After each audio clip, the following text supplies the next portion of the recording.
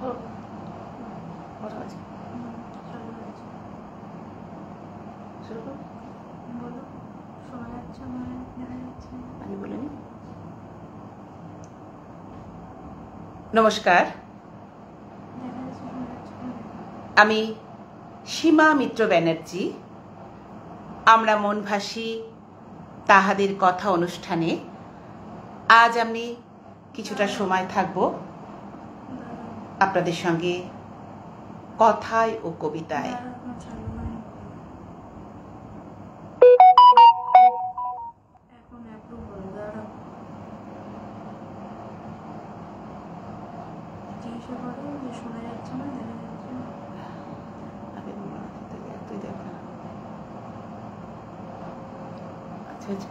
হ্যাঁ,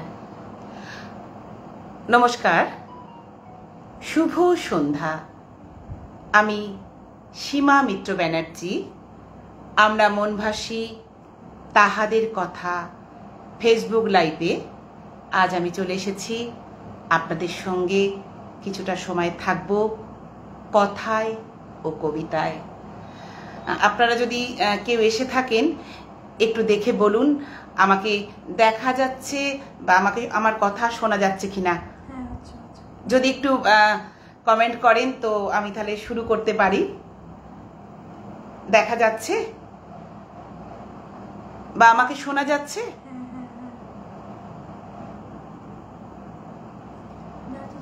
অনিন্দিতা রয়েছে দেখতে পাচ্ছি। অনিন্দিতা, দেখা যাচ্ছে? একটু কমেন্ট করো প্লিজ। দেখা যাচ্ছে? আমি আজ আমার অনুষ্ঠান শুরু করব বিশ্বকবি রবীন্দ্রনাথ ঠাকুরের গীতাঞ্জলি কাব্যগ্রন্থ থেকে একটি কবিতা দিয়ে। তোমার প্রেম যে বইতে পারি এমন সাধ্য নাই, এ সংসারে তোমার আমার মাঝখানেতে তাই। কৃপা করে রেখেছ নাথ অনেক ব্যবধান, দুঃখ সুখের অনেক বেড়া, ধন জনমান। আড়াল থেকে ক্ষণে ক্ষণে আবাসে দাও দেখা, কালো মেঘের ফাঁকে ফাঁকে রবির মৃদু রেখা। শক্তি যারে দাও বহিতে অসীম প্রেমের ভার, একেবারে সকল পর্দা ঘুচায়ে দাও তার। না থাকে তার ঘরের আড়াল, না থাকে তার ধন, পথে এনে নিঃশেষে তাই করো অকিঞ্চন। না থাকে তার মান অপমান, লজ্জা শরম ভয়, একলা তুমি সমস্ত তার বিশ্বভুবনময়। এমনি করে মুখোমুখি সামনে তোমার থাকা, কেবলমাত্র তোমাতে প্রাণ পূর্ণ করে রাখা। এ দয়া যে পেয়েছে তার লোভের সীমা নাই, সকল লোভ সে সরিয়ে ফেলে তোমায় দিতে ঠাই। আপনারা আমার সঙ্গে থাকবেন, আমার পাশে থাকবেন। আপনারা লাইক, কমেন্ট এবং শেয়ার করবেন। আপনাদের ছাড়া কিন্তু আমার এই অনুষ্ঠান এগিয়ে নিয়ে যাওয়া কখনোই সম্ভব নয়। হ্যাঁ, অনিন্দিতাকে দেখতে পাচ্ছি, অনিন্দিতা রয়েছে।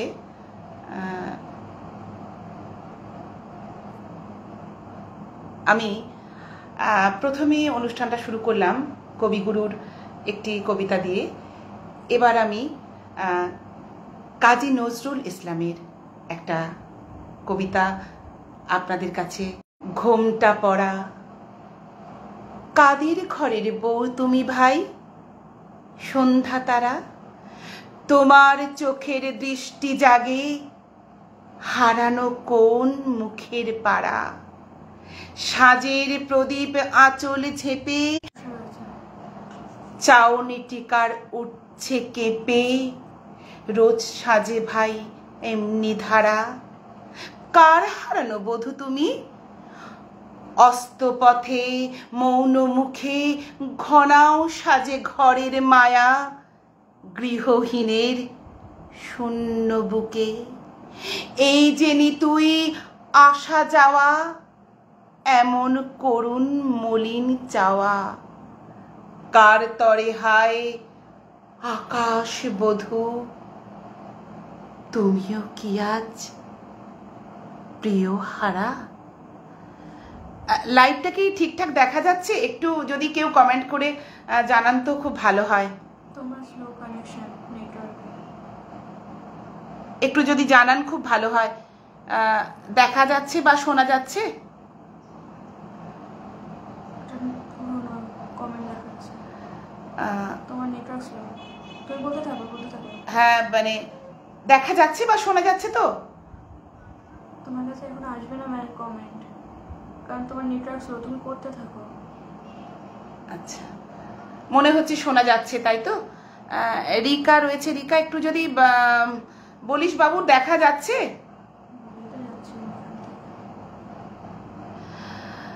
হ্যাঁ, দেখতে পাচ্ছি। আমাকে মনভাসী থেকে স্বাগত জানিয়েছে। আপনাদের অনেক অনেক ধন্যবাদ। আপনারা শেষ পর্যন্ত আমার সঙ্গে থাকবেন। ঠিক আছে, আচ্ছা, হ্যাঁ ঠিক আছে, দেখা যাচ্ছে লিখেছেন। এক দাদাভাই লিখেছেন বোধহয়, আমি দেখতে পাচ্ছি। হ্যাঁ ঠিক আছে, ঠিক আছে, আপনারা আমার সঙ্গে থাকুন। অনেক অনেক ধন্যবাদ। আপনাদের মূল্যবান সময়টুকু দিয়ে আমার সঙ্গে রয়েছেন। আমি চেষ্টা করব আপনাদের কিছু কবিতা শোনাতে। আমার পরবর্তী নিবেদন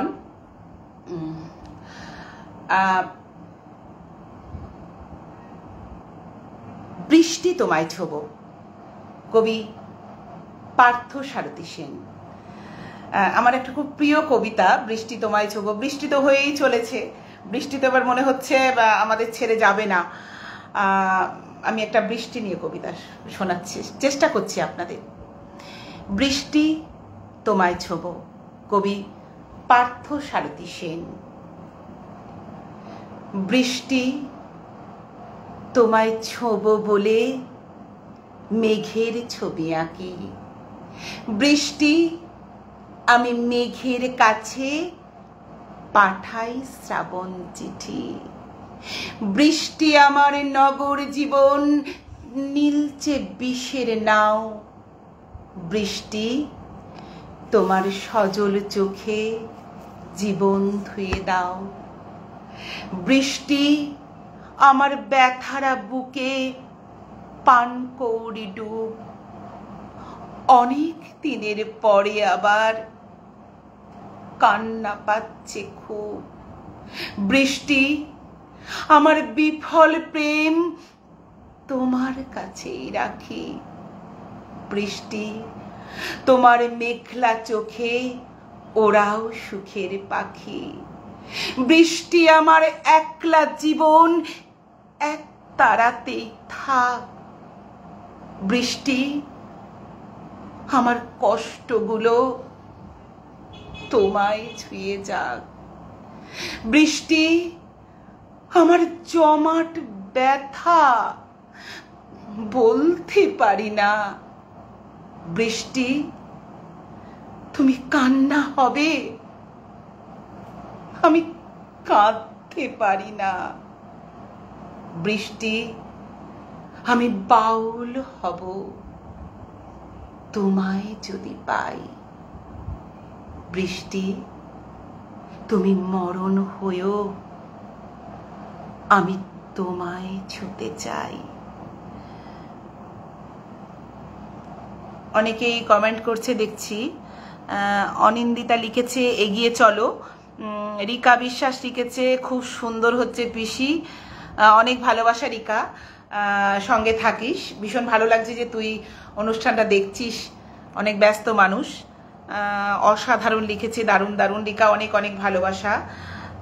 অনিন্দিতা বলল সব ঠিক আছে। ঠিক আছে, আমি আমার পরবর্তী নিবেদনে চলে যাই।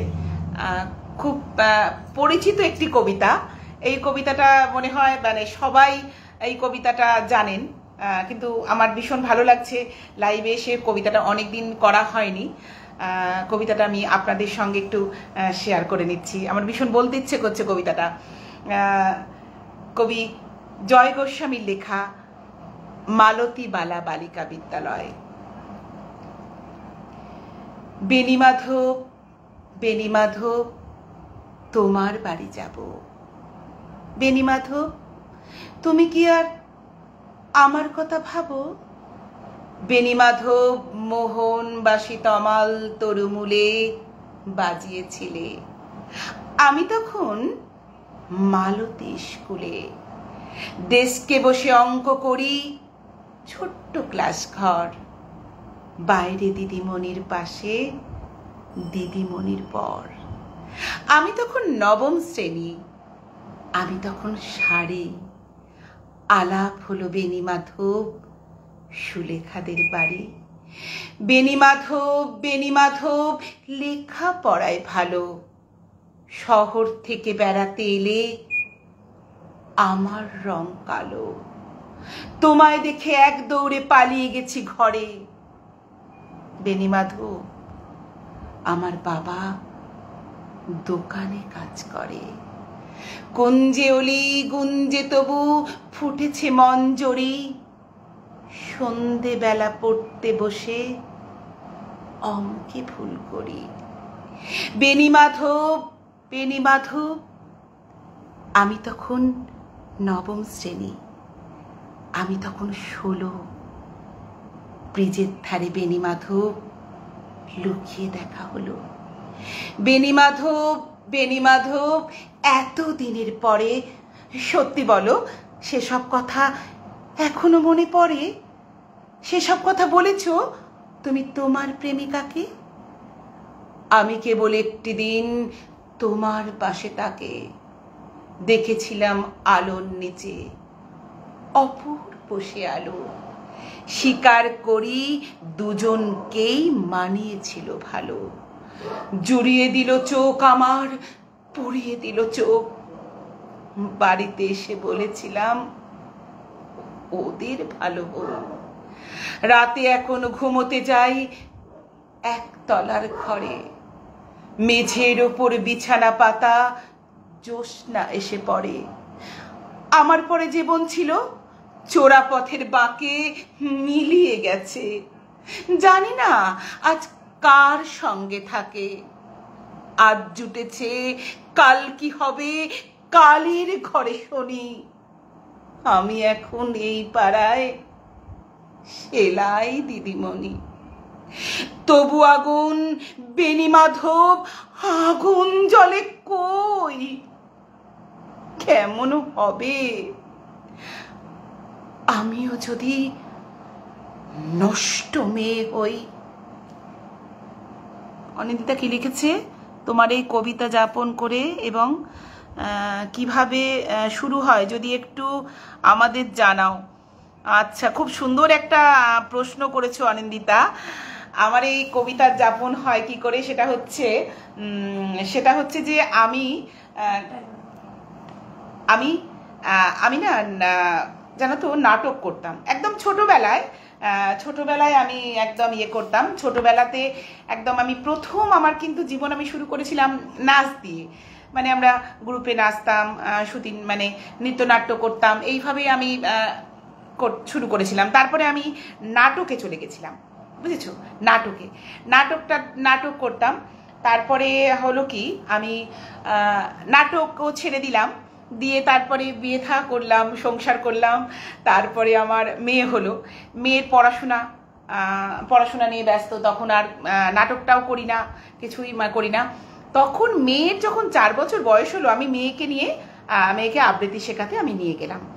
আর যার কাছে নিয়ে গেলাম তিনি কিছুদিন আগেই মারা গেছেন, আমার মানে শ্রদ্ধেয় স্যার মাননীয় শ্রী প্রভাস বন্দ্যোপাধ্যায়। উনি আমার বাবার বন্ধু ছিলেন। কাকুর কাছে গেছি। কাকু বলল, কিছুদিন যাবার পর কাকু তখন বললেন যে এই শোন না, তুই তো আসছিস, তাহলে তুইও তো এখন আর কিছু করছিস না, তাহলে তুই আবার নতুন করে কবিতাটা শুরু কর না। তা আমি বললাম, কাকু আমি পারবো, আমি মেয়েকে নিয়ে আসছি, মেয়েকে মুখস্থ করাবো, আমি মুখস্থ করবো। যাই হোক, এই থেকে কিন্তু আমি আবার এই কবিতার মধ্যে কখন কি জানি ওই কবিতা শুনতে শুনতে ছোটদের সঙ্গে আমি যেতাম, গিয়ে ছোটদের সাথে ক্লাস করতে করতে কি জানি ওদের দেখে আমার ভীষণ মানে কি বলবো ভালো লাগলো। আমি কখন যেন নিজে সেই কবিতার মধ্যে ঢুকে পড়লাম সেটা আমি নিজেও জানি না। তাও বেশ অনেক বছর হয়ে গেল, সালটা বোধহয় 2005 এরকম হবে। সেই থেকে আমি মোটামুটি কবিতার মধ্যেই রয়েছি। আচ্ছা, আবির দে লিখেছেন ছোট ভাইয়ের লেখা একটা কবিতা পাঠ করবে। ভাই, ভীষণ তো ইচ্ছা করছি, কিন্তু কবিতাটা তুমি পাঠাবে, আবার সেই কবিতাটা নিয়ে এই মুহূর্তে আমি কি করে করব ভাই? তুমি আমাকে পাঠিও ভাই। আমি সত্যি ধন্য যে তুমি তোমার কবিতা একটা আমাকে, তুমি যদি আগে একটু পাঠিয়ে রাখতে আমি অবশ্যই ওটা পাঠ করতাম। এখন তো আমার কাছে আর একটা ফোনও নেই যে সেটাতে তোমাকে পাঠাতে বলবো, তুমি সেটাই পাঠাবে, আমি সেটা দেখে করব। ভীষণ ইচ্ছা রইল। আমি ধন্য যে তুমি একটা কবিতা আমাকে পাঠিও, আমি অবশ্যই আমি কবিতাটা পাঠ করব বা মুখস্থ করে আমি তোমাকে শোনাবো, তোমাকে পাঠাবো। ভীষণ ভীষণ ভালো লাগছে আর কি। কিছু মনে করো না ভাই, তুমি এখন পাঠালে সেটা আমি কিভাবে নেব আমি ঠিক মানে বুঝতে পারছি না। আমি একটু অনভিজ্ঞও আছি, বুঝেছো তো, সেটা নিয়ে আমি কি করে পাঠ করবো, আর একটা মোবাইল তো আমার কাছে নেই। যাই হোক, আমি আমার জীবনের অনেক মানে গল্প বললাম, মানে কবিতায় আসার ব্যাপারটা। আচ্ছা, লিখেছে হবে হবে, কি করে হবে ভাই? আমি তো বুঝতে পারছি না কি করে হবে। আমি ভীষণ ভালো লাগছে ভাই, যে ভীষণ আমারও ইচ্ছে করছে, কিন্তু কি করে আমি কবিতাটা নিয়ে পড়বো। তুমি পাঠাও ভাই, আমি অবশ্যই তোমার কবিতাটা, এবং ফেসবুক লাইভেই করবো, আমি করে ফেসবুকে তোমার কবিতাটা অবশ্যই দেব। ভীষণ ভালো লাগলো যে তুমি আমার কাছে আবদার করলে যেরকম একটা কবিতা মানে বলার জন্যে। ভীষণ ভালো লাগছে আমার ভাই তোমার এই কবিতা, মানে তোমার এই আবদারটা। রিকা লিখেছে, রিকা তুই শাড়ি কবিতাটা, তোরা শাড়ি, হ্যাঁ মানে আমার এক ভাইঝি আর কি, ও লিখেছে যে শাড়ি কবিতাটা যদি একটুখানি শোনাও পিসি। শাড়ি কবিতাটা তোরা আমার কাছে এতবার শুনেছিস, আবারও তোদের শুনতে ইচ্ছে করে, এর জন্য কিন্তু আমি ভীষণ উৎসাহ পাই শাড়ি কবিতাটা মানে বলতে। অবশ্যই বলবো, নিশ্চয়ই চেষ্টা করব। কিন্তু আমার ভীষণ মানে খুব খারাপ লাগছে আবির ভাইয়েরকে আমি কবিতাটা মানে ওর লেখা একটা কবিতা আমি এই মুহূর্তে পাঠ করতে পারছি না ভাই। তুমি বললাম, তুমি ভাই আমাকে যখন দিদি বলেছো, আমি তোমাকে ভাই বলছি, তুমি পাঠিও ভাই। আমি পরবর্তী কবিতা শোনার অপেক্ষা। হ্যাঁ ভাই, আমি পরবর্তী কবিতায় অবশ্যই চলে যাচ্ছি। এবার আমি খুব একটা কবিতা শোনাবো, ভীষণ প্রিয় আমার একটা কবিতা, হারিয়ে যাওয়া। এই কবিতাটা আমার কিন্তু বলতে ভীষণ ভালো লাগে। বিশ্বকবি রবীন্দ্রনাথ ঠাকুরের এই হারিয়ে যাওয়া কবিতাটা আমার বলতে ভীষণ ভালো লাগে। যেমনি শাড়ি কবিতাটা আমার বলতে খুব ভালো লাগে, আমার এই হারিয়ে যাওয়াটা ওর ভীষণ ভালো লাগে। বিশ্বকবি রবীন্দ্রনাথ ঠাকুরের লেখা হারিয়ে যাওয়া। ছোট্ট আমার মেয়ে সঙ্গিনীদের ডাক শুনতে পেয়ে সিঁড়ি দিয়ে নিচের তলায় যাচ্ছিল সে নেমে, অন্ধকারে ভয়ে ভয়ে থেমে থেমে। হাতে ছিল প্রদীপখানি, আঁচল দিয়ে আড়াল করে যাচ্ছিল সাবধানে। আমি ছিলাম ছাদে, তারায় ভরা চৈত্র মাসের রাতে। হঠাৎ মেয়ের কান্না শুনে উঠে দেখতে গেলেম ছুটে। সিঁড়ির মধ্যে যেতে যেতে প্রদীপটা তার নিভে গেছে বাতাসেতে। সুধাই তারে, কি হয়েছে বামি? সে কেঁদে কয় নিচে থেকে, হারিয়ে গেছি আমি। তারায় ভরা চৈত্র মাসের রাতে ফিরে গিয়ে ছাতে মনে হলো আকাশ পানে চেয়ে আমার বামির মতোই যেন অমনিকে এক মেয়ে। নীলাম্বরের আঁচল খানি ঘিরে দীপ শিখাটি বাঁচিয়ে একা চলছে ধীরে ধীরে।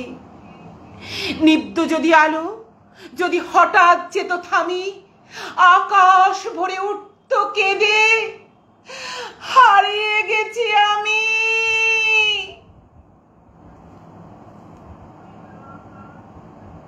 নমস্কার। হ্যাঁ, এটা আমার খুব একটা প্রিয় কবিতা, মানে এত ভালো লাগে এই কবিতাটা বলতে আমার। এটা অনেকে বলেন যে ছোটদের কবিতা, অনেক বাচ্চারা এই কবিতাটা করেন, কিন্তু আমার ভীষণ ভালো লাগে এই কবিতাটা করতে। ছোটদের কিছু কিছু কবিতা বলতে আমার ভীষণ ভালো লাগে। হ্যাঁ, এই কবিতাটা আমি যেখানে মোটামুটি অনেক জায়গায় এই কবিতাটা আবৃত্তি করি, আমার ভীষণ প্রিয় একটা কবিতা। কি লিখছি? আচ্ছা, আমি এবার পাপিয়া লিখেছে, খুব সুন্দর, খুব সুন্দর। অনেক অনেক অনেক ভালোবাসা পাপিয়া, এইভাবে থাকো। তোমার যে মূল্যবান সময়টুকু আমাকে দিয়েছো বা লাইভে মানে দেখছো, আমার ভীষণ ভীষণ ভালো লাগছে। তোমরা এইভাবে থাকো, শেষ পর্যন্ত থাকবে। অনিন্দিতা বলছে বর্তমান সময় কি ভীষণ প্রাসঙ্গিক এই হারিয়ে যাওয়া কবিতাটা। হ্যাঁ, ঠিক বলেছো, সত্যি তাই। এই হারিয়ে যাওয়া কবিতাটা যেন একটা মানে এই আর্তনাদটা কোথাও যেন আমাদের মায়েদের একটা ভীষণ হাহাকার। এই হারিয়ে গেছি আমি, এই কবিতাটা ভীষণ ভালো লাগলো। তুমি এখন মন দিয়ে শুনেছো যে হ্যাঁ, এই প্রাসঙ্গিক, এই সময়কার এইটা একদম সত্যি একটা প্রাসঙ্গিক কবিতা, হারিয়ে যাওয়া কবিতা। আমি আরও একটা কবিতা এই সময়কারই বলছি, চেষ্টা করছি। সত্যি আমরা খুব একটা খারাপ সময়ের মধ্যে রয়েছি, আমাদের সত্যি কারোরই মন ভালো নেই। আমাদের সত্যি আমরা চাই, সামনে আমাদের বাঙালিদের সব থেকে বড় উৎসব হচ্ছে দুর্গাপুজো। আমরা সেই দুর্গা মায়ের কাছে আমরা প্রার্থনা করি যেন মা, আমরা যেন সুবিচার পাই, আমরা সকলে যেন সুবিচার পাই মায়ের কাছে, এই প্রার্থনাই আমরা করব। আমরা পরের কবিতায় চলে যাই। পাপিয়া বলছে দিদি যদি ওই এখন ওইটা সময় হবে না পাপিয়া, আমি অন্য সময় শোনাবো। আমি এবার আসলে রবীন্দ্রনাথ ঠাকুর চিরকালের প্রতিটি মুহূর্তে, একদম ঠিক বলেছো, ঠিক বলেছো। আমাদের দুঃখে সুখে আমাদের সব সময় কবিগুরু আমাদের সঙ্গে। আসলে রবীন্দ্রনাথ চিরকালের প্রতিটি মুহূর্তই একদম একদম ঠিক বলেছো। আমি পরের কবিতায় চলে যাই। পরের কবিতা হচ্ছে শাড়ি। এটাও কিন্তু এই সময়কার একটা প্রাসঙ্গিক কবিতা আমার মনে হয়। আমি এটা শোনানোর চেষ্টা করছি। কবি খুব প্রিয় একটা কবিতা আমার এটা, কবি সুবোধ সরকারের লেখা শাড়ি। বিয়েতে 51টা শাড়ি পেয়েছিল মেয়েটা, অষ্টমঙ্গলায় ফিরে এসে আরো 6টা। এত শাড়ি সে জীবনে কখনো দেখেনি।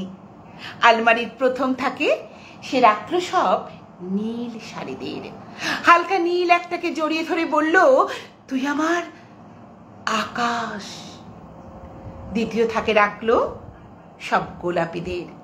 একটা গোলাপিকে জড়িয়ে ধরে বলল, তোর নাম অভিমান। তৃতীয় থাকে 3টি ময়ূর, যেন 3 দিক থেকে ছুটে আসা সুখ। তেজপাতা রং যে শাড়িটার, তার নাম দিল বিষাদ। সারা বছর সে শুধু শাড়ি উপহার পেল।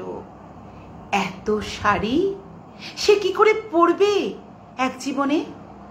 কিন্তু বছর যেতে না যেতেই ঘটে গেল সেই ঘটনা। সন্ধ্যার মুখে মেয়েটি বেরিয়েছিল স্বামীর সঙ্গে চাইনিজ খেতে। কাপড়ে মুখ বাঁধা 3টে ছেলে এসে দাঁড়ালো। স্বামীর তলপেটে ঢুকে গেল 12 ইঞ্চি। উপর থেকে নিচে নেমে ডান দিকে যাকে বলে এল পড়ে রইল খাবার। চিলি ফিশ থেকে তখনও ধোঁয়া উঠছে। এরই নাম রাজনীতি, বলেছিল পাড়ার লোকেরা। বিয়েতে 51টা শাড়ি পেয়েছিল মেয়েটা, অষ্টমঙ্গলায় ফিরে এসে আরো ঝড়টা। একদিন দুপুরে শাশুড়ি ঘুমিয়ে সমস্ত শাড়ি বের করে 6 তলার বারান্দা থেকে উড়িয়ে দিল নিচের পৃথিবীতে। শাশুড়ি তাকে পরিয়ে দিয়েছিলেন সাদা থান।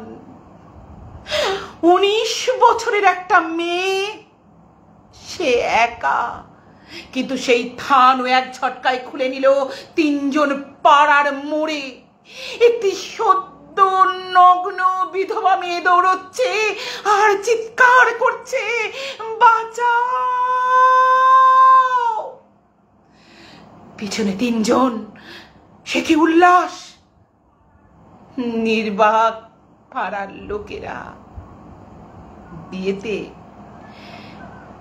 51টা শাড়ি পেয়েছিল মেয়েটা। অষ্টমঙ্গলায় ফিরে এসে আরো ঝড়টা। নমস্কার। আসল কথা, এই কবিতাটা বলতে গেলে না ভীষণ মনটা মানে ভারী হয়ে ওঠে। অ্যাকচুয়ালি এই কবিতাটা দিয়ে আমার শেষ করা বোধহয় উচিত ছিল।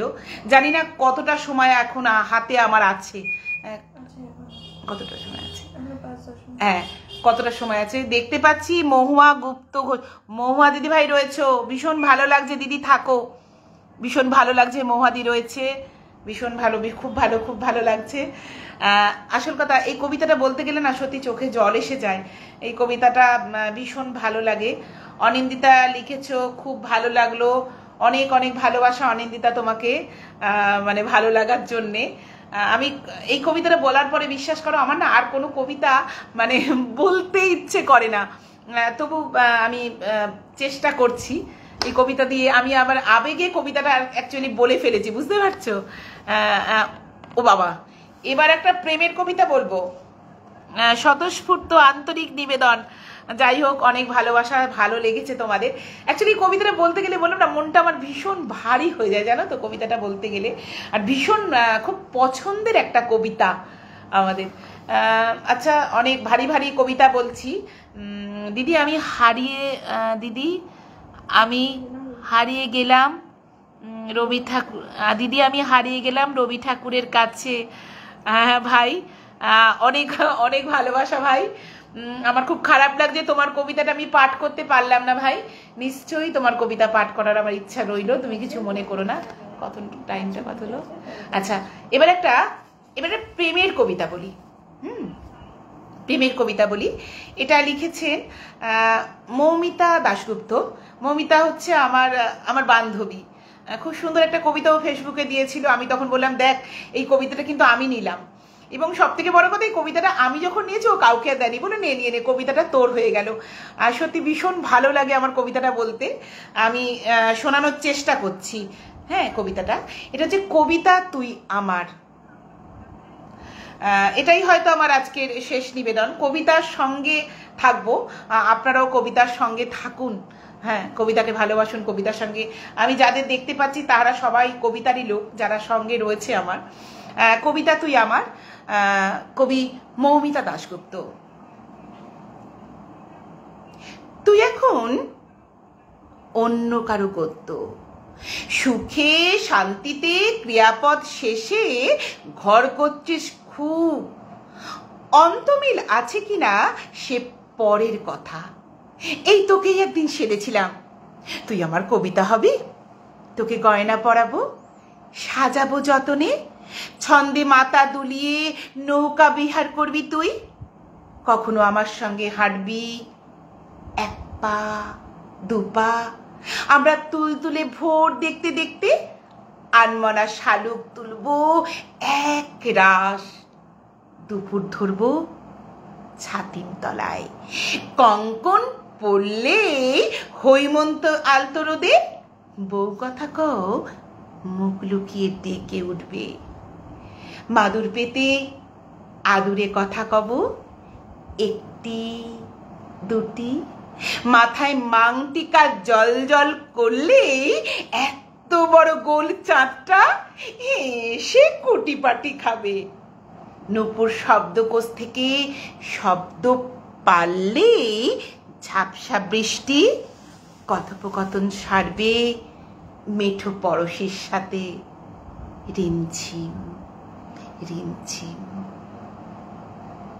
সেই তুই চলে গেলি কোনো এক বৃষ্টি দিনে কবিতার অসমাপ্ত অসহ্য মুহূর্তে।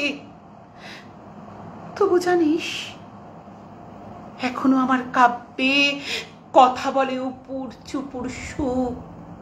তোকে যাপন করি কবিতার ছত্রে ছত্রে, আর বর্ণমালা সাজাই বৃষ্টি দিনের জল রঙে। আর শোন, এখনো তোকে ভালোবাসি, বিচ্ছিরি রকমের ভালোবাসি। তুই অন্য কারোর একঘেয়ে গদ্য হতেই পারিস, কিন্তু তুই সেই আমারই কবিতা, তুই সেই আমারই কবিতা, তুই সেই আমারই কবিতা।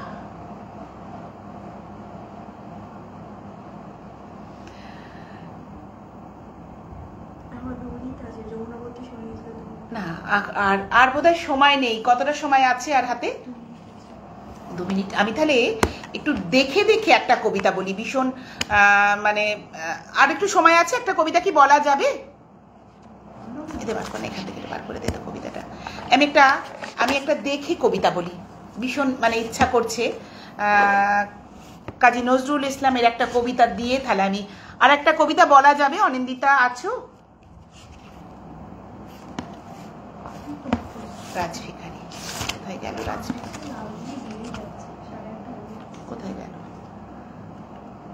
কোথায় গেল রাজভিখারিটা? একটু খুঁজে দে না, এখান থেকে খুঁজে দে। আমি আর একটা কবিতা বলবো। অনবদ্য লেখা ও নিবেদন। অনেক অনেক ভালোবাসা তোমাকে অনিন্দিতা, ভীষণ অনেক ভালোবাসা। হ্যাঁ, আমার আরো কিছু কবিতাও লিখেছে, সেগুলো আমার কাছে আছে। আমি কি আর একটা কবিতা বলবো? পেরি? হ্যাঁ, আমি একটা কবিতা একটু খুব একটা মানে একটু দেখে বলছি। হ্যাঁ, এই কবিতাটা একটু বলছি, আমি দেখে চেষ্টা করছি। কবিতাটা আমি একটু দেখে বলছি। কাজী নজরুল ইসলামের রাজভিখারি। কোন ঘর ছাড়া বিবাগীর বাঁশি শুনে উঠেছিলে জাগি, ওগো চিরবৈরাগী। দাঁড়ালে ধুলায় তব কাঞ্চন কমল কানন ত্যাগী, ওগো চিরবৈরাগী। ছিলে ঘুমো ঘোরে রাজার দুলাল, জানিতে না কে সে পথের কাঙাল। ফেরে পথে পথে ক্ষুধাতুর সাথে ক্ষুধার অন্ন মাগি। তুমি সুধার দেবতা, ক্ষুধা ক্ষুধা বলে কাঁদিয়া উঠিলে জাগি, ওগো চিরবৈরাগী। আঙিয়া তোমার নীলে বেদনার গৈরিক রঙে রেঙে, মোহ ঘুম পড়ি উঠিল শিহরি, চমকিয়া ঘুম ভেঙে। জাগিয়া প্রভাতে হ্যারে পুরবাসী, রাজা দাঁড়ে দাঁড়ে ফেরে উপবাসী। সোনার অঙ্গ পথের ধুলায় বেদনার দাগে দাগে। কে গো নারায়ণ নবরূপে এলে নিখিল বেদনা দাগি, ওগো চিরবৈরাগী। দেহি ভবতি ভিক্ষাম বলি দাঁড়ালে রাজ ভিখারি। খুলিল না দ্বার, পেলে না ভিক্ষা, দ্বারে দ্বারে ভয়ে দাঁড়ি। বলিলে দেবে না, লহ তবে দান, ভিক্ষা পূর্ণ আমার এ প্রাণ। দিল না ভিক্ষা, নিল না কোদান, ফিরিয়া চলিলে যোগী। যে জীবন কেহ লইল না তাহা, মৃত্যু লইল মাগি। নমস্কার। সময় বোধহয় হয়ে এসছে। আমি আজ এই কবিতাটা দিয়েই আজ আমি আমার লাইভ অনুষ্ঠানটি শেষ করলাম। আমি আপনাদের কাছ থেকে আজকের মতো বিদায় নিচ্ছি। এই মনভাসী অনুষ্ঠানে এসে আমার ভীষণ ভীষণ ভালো লেগেছে এবং আপনারা অনেক কমেন্ট করেছেন, সেগুলো কিছুটা পড়তে পারলাম, কিছুটা পড়তে পারলাম না। যাদের কমেন্ট পড়তে পারলাম না তারা কিছু মনে করবেন না, এটা উঠে যাচ্ছে তো তাড়াতাড়ি, আমি সেইভাবে কবিতা বলে এই কমেন্টগুলো হয়তো পড়তে পারলাম না। যারা আমার সঙ্গে শেষ পর্যন্ত রয়েছেন অনেক অনেক ধন্যবাদ আপনাদের। আজকের মতো অনুষ্ঠান এখানেই শেষ করছি। শুভ রাত্রি।